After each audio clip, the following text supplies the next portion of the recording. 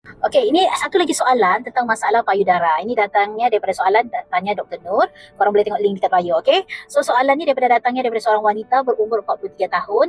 Payudara membengkak, nyeri kulit seperti kulit orange limau saat menstruasi. Sudah 3 minggu berjalan ni belum kempis. Alright. So kalau umur more than 40 lah.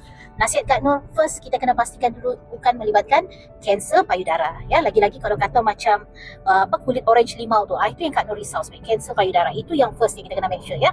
Yang kedua adalah kadang-kadang sakit ni boleh disebabkan jangkitan juga. Jangkitan pada payudara pun boleh. Dan banyak lagi lah, dia ada juga ketumbuhan-ketumbuhan lain, contoh fibroadenoma ataupun mungkin juga breast cyst. We are not really sure yet. Tapi nasihat Kak Nur kena cek dulu, jumpa doktor. Biasanya doktor akan periksa secara fizikal. Yang kedua akan buat scan, dan daripada scan tu pun kita boleh sudah dapat gambaran juga sebenarnya benda tu apa. And then yang ketiga, of course lah, kena confirmkan diagnosis dengan ambil biopsi daripada payudara tu. Kak Nur harap orang yang tanya soalan ni tolong jumpa doktor cepat, sebab kita kena pastikan dulu ia bukan melibatkan kanser payudara ya.